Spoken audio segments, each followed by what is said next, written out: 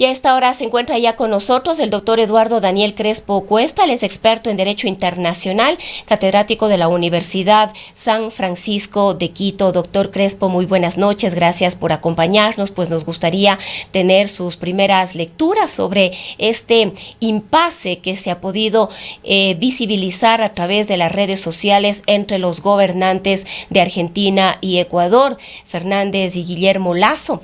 ¿Qué opiniones tiene usted? ¿Se debería solventar o sustentar este tipo de diferencias en el ámbito diplomático a través de las redes sociales? Muy buenas noches. Bueno, en efecto, sí, se trata de un impasse que creo yo que fue absolutamente innecesario. El mundo diplomático tiene una serie de códigos, una serie de normas, de tradiciones también, no solamente escritas, sino también de usos y costumbres que siempre es bueno preservar dentro de relaciones que son delicadas y que también pueden ofrecer otros mecanismos para poder solventar estas diferencias. Mm, quiero adelantarme con algo que estaba pensando decirlo al final, pero no nos olvidemos que entre el 24 y el 25 de este mes, o sea, en cuestión de días, va a ser la 28ª Cumbre Iberoamericana de jefes y jefas de Estado y de Gobierno de toda Iberoamérica, en la Uh-huh. República Dominicana. Ese podría haber sido el escenario más idóneo para que justamente las cancillerías de ambos países coordinen una relación entre ambos mandatarios y de esa manera, en una reunión entre ellos, poder solventar este tipo de cosas. El, el primer error, creo yo, fue que el mensaje que envía el presidente Lasso, pues fue un mensaje de carácter personal a través de su cuenta personal de Twitter, ¿no? No se trataba de una misiva oficial, fue un tuit en el que Fue además... una acusación, doctor Crespo, lo que expresó el presidente de la República, Guillermo Lasso, al gobierno argentino, y además valdría la pena también tener en consideración que estas expresiones del presidente de la República a través de este tuit tuvieron una notificación a otros presidentes, entre ellos el presidente Boric, también otros, en este caso de la región. ¿Qué incidencias podría traer esto? Exactamente, ese es el punto el que quería ahora centrarme. Algo, además de lo desatinado, porque hay que ser honesto, de lo desatinado del tuit, además con copia una serie de mandatarios como si se tratase tal vez de una discusión entre amigos. Obviamente ninguno de los aludidos, de los mencionados con copia en el tuit, pues ha tenido la desafortunada idea de responder o de comenzar a ser parte de esto, ¿no? Lo que también de paso demuestra distancia frente a una forma de solucionar este impasse que no es la adecuada, no es la que se corresponde al ejercicio de la diplomacia. Más allá de que estemos de acuerdo o no con lo que ha hecho el gobierno argentino, evidentemente también aquí es evidente que hubo cierta por lo menos complicidad en lo sucedido. La forma en que responde el presidente Fernández es distinta, porque no responde al tuit con un tuit. Lo que él hace es poner una nota oficial, ¿no? Firmada, eso sí, divulgada por redes sociales, pero correctamente una nota, donde también deja deslizar, pues, que la culpabilidad estaría en el gobierno del presidente Lasso, y el presidente Lasso, también desde su cuenta personal, no de la cuenta de la presidencia, hace poco más de una hora también respondió con una nota firmada, obviamente también donde manifiesta nuevamente su malestar. Insisto, esto tiene otro tipo de mecanismos por los cuales esto debe hacerse. Tenemos la posibilidad de enviar justamente pues notas, una nota verbal, ese es el nombre que recibe en el ámbito diplomático, a la Embajada del Ecuador de Argentina en Quito. Es verdad que el embajador ha salido porque ha sido declarado persona non grata, pero no significa esto que se han roto las relaciones diplomáticas entre ambos países. Existe un segundo en la jerarquía de la embajada que sé que seguramente pues el ministro consejero de la embajada, que se queda como encargado de negocios, y la misiva pues dirigida a él podría haberse encauzado de una forma más discreta.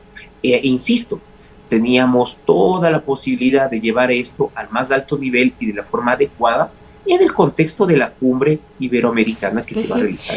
¿Podemos creer, doctor Crespo, de que esta aclaración respecto de esta situación en realidad era necesaria entre los mandatarios de los dos países, considerando las circunstancias, pero que el espacio en el que se ha dado y los términos en los que se ha dado no han sido los más adecuados, es decir, redes sociales y este pronunciamiento inicial del presidente Lasso? Exacto, o sea, el malestar del gobierno ecuatoriano es legítimo. Eso yo creo que no entra en tela de duda, pero existen formas en el ámbito diplomático que podrían además solucionar esto de una forma más adecuada, porque en este momento se lo ha ventilado en redes sociales de una forma que también hace mucho más difícil que se pueda llegar a conciliar ciertas posturas, ¿no? Después de la exposición mediática de este asunto, evidentemente pues va a ser un poco más difícil el reconocer tal vez ciertos errores, el tratar de limar ciertas asperezas, porque se van a ver como una suerte de debilidad o de ceder frente a alguien después de haber sido expuesto de esta forma. No era el mecanismo correcto. Esperemos que este tipo de deslices, pongámoslo así, para ser un poco blandos, no se vuelvan a repetir, porque no es la forma en que debe manejarse esto. Insisto, el malestar del presidente y de todo el gobierno ecuatoriano es legítimo. El gobierno ecuatoriano tiene sus argumentos, debió manejarlos de otra manera. La forma en que ha sustentado el por qué no se otorgó en su momento el salvoconducto requerido, también responde pues justamente a que desde el punto de vista ecuatoriano la exministra Duarte pues había sido condenada por peculado. Eso no entra dentro de una persecución política bajo ningún sentido, que está contemplada en el artículo 3 de la Convención de Caracas del 54. Entonces no vendría, en ese caso pues no procedía ese asunto, ¿no? Es verdad que se puede... No procedía bajo ningún concepto, teniendo María de los Ángeles Duarte una sentencia, la posibilidad de que en este caso el gobierno argentino le otorgue por razones humanitarias este asilo. Bueno, esa es la posición ecuatoriana. Ahora, también es cierto que dentro del derecho de asilo, como lo manejamos en América Latina, porque esto también es una particularidad, a nivel internacional, digamos, lo que rige es la Convención de Viena sobre el Derecho de Refugiados, que es del año 51, su protocolo de 67, pero nosotros en América Latina tenemos unos instrumentos regionales, ¿sí?, que son justamente las convenciones de Caracas, la de asilo diplomático y la de asilo territorial. Y ahí se establece con claridad que la cesión del asilo es un derecho del Estado que lo concede. O sea, ese es un Estado, en este caso la Argentina, tiene la potestad de concederlo. Y además que le corresponde a este Estado asilante la calificación de la naturaleza del delito. O sea, sí se abre una ventana para tener una discusión al respecto, porque permite en ese sentido que ese Estado asilante considere que, si bien puede haber otras razones, también existe esta causal de la persecución política. Y adicionalmente no tiene por qué sustentar su decisión.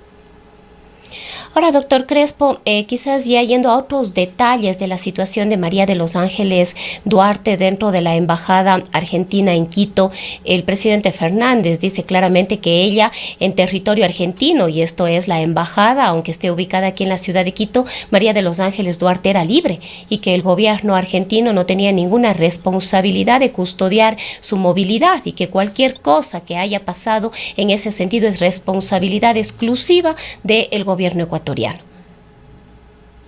Bueno, eso termina siendo una verdad a medias, porque si bien ella tenía libre movilidad dentro de la embajada y obviamente pues tenía sus habitaciones y podía pues ocupar, digamos, pues los amplios jardines que tiene esa embajada y etcétera, Eso no significa que no, digamos que su salida pues simplemente se dio en un contexto de libertad total y nadie se dio cuenta, pues.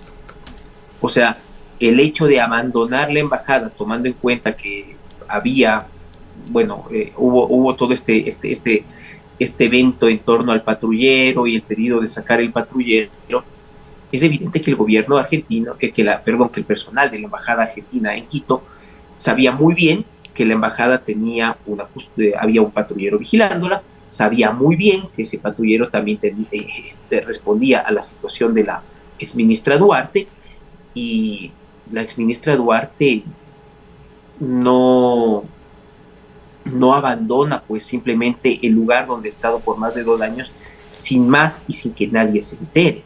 ¿Sí existe ahí un nivel de responsabilidad del personal de la embajada? Sí. Ahora, el hecho es que ella, después de salir de la embajada, sea como sea que ella haya salido, se encuentra en este momento en Caracas, y eso significa que pasó los controles fronterizos ecuatorianos. Entonces, aquí hay una serie de desaciertos. Por un lado, una intromisión en un asunto interno ecuatoriano al facilitar la salida de una persona que está condenada por la justicia ecuatoriana, pero también esa persona tuvo la posibilidad de, al salir de la embajada, ser apresada. ¿Qué implicaciones podría tener? Que termina fallando del Estado ecuatoriano, porque ella está en Caracas. Ella salió por los controles fronterizos de este país. ¿Y qué implicaciones podría tener, doctor Crespo, el hecho de que se llegara a confirmar que ella salió en un vehículo de la embajada argentina? Es decir, que la misma embajada le facilitó los mecanismos para que ella pueda trasladarse. Bueno, si es que esto se llega a confirmar, entonces el reclamo del gobierno ecuatoriano pues estaría mucho mejor sustentado. Ahí le que deja sin piso al presidente Fernández en su aseveración de que esto era responsabilidad exclusiva del gobierno ecuatoriano, cuando no es evidentemente así. Ella tuvo, por lo tanto, ya ni siquiera cierto nivel digamos, de negligencia por parte del personal de embajada, sino directamente de complicidad. Hagamos una analogía. La embajada del Ecuador tuvo, por un tiempo muy superior a en sus dependencias en Londres, la embajada del Ecuador en el Reino Unido tuvo asilado a Julian Assange, ¿no? Y la única forma en que Julian Assange pudo ser retenido por las autoridades británicas fue cuando el embajador ecuatoriano lo autorizó. Entonces, sobre los movimientos internos de la exministra Duarte en la embajada, evidentemente no se podía actuar si no existía pues justamente esa autorización por parte de la embajada, porque no nos olvidemos que goza de un carácter de extraterritorialidad. Entonces, ¿cómo se facilita la salida de una persona sin el conocimiento del personal de la embajada? Es bastante dudoso. O sea, cuando menos sería un poco ingenuo pensar que nadie en absoluto en la embajada colaboró de alguna manera en esa salida. Ahora, doctor Crespo, ¿cuál es el rol del gobierno venezolano en todo esto, considerando que María de los Ángeles Duarte fue recibida en Caracas? Bueno, aquí hay dos cosas, ¿no? El momento en que ella llega, sea a Venezuela, sea a otro país, ella está en total libertad de acercarse a una embajada y solicitar nuevamente asilo, ¿no? Y volvemos a un punto que yo había mencionado previamente. Ese Estado pues analizaría esa posibilidad. Ahora, no es una coincidencia que se vaya a Venezuela y tampoco que vuelva a solicitar el asilo en la embajada argentina, tampoco lo es. De acuerdo a ciertos miembros de la oposición argentina, la noticia que nos llega acá al Ecuador es de que en efecto esto fue articulado por el gobierno venezolano. Eso, por supuesto, que abre otra línea que tendrá que ser estudiada para saber hasta qué punto, en efecto, esto es así, antes de poder conjeturar, y esperemos que no termine nuevamente en una serie de discusiones en redes sociales.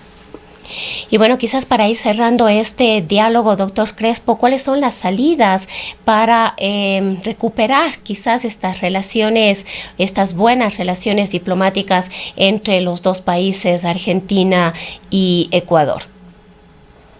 Bueno, lo primero y más deseable es que exista transparencia sobre lo sucedido. Eso es lo más importante. En este momento creo que no estamos en ese camino. No, al menos no después de lo sucedido en redes, pero no pierdo la esperanza de que la cumbre en efecto nos dé la posibilidad de que se abra ese espacio de negociación, de que se hagan una serie, se dé un encuentro de buena fe, de buena voluntad y se establezca algún tipo de hoja de ruta para poder restablecer a la mayor brevedad posible las relaciones diplomáticas al más alto nivel. Esto significa, nuevamente, con la presencia de embajadores en nuestros dos países, ¿no? Pero sí, tal vez ya para ir cerrando esto como un círculo, volver al punto inicial, lo sucedido en redes fue absolutamente necesario. Bien, queremos agradecerle, doctor Crespo, por haber compartido sus análisis y sus criterios de esta noche.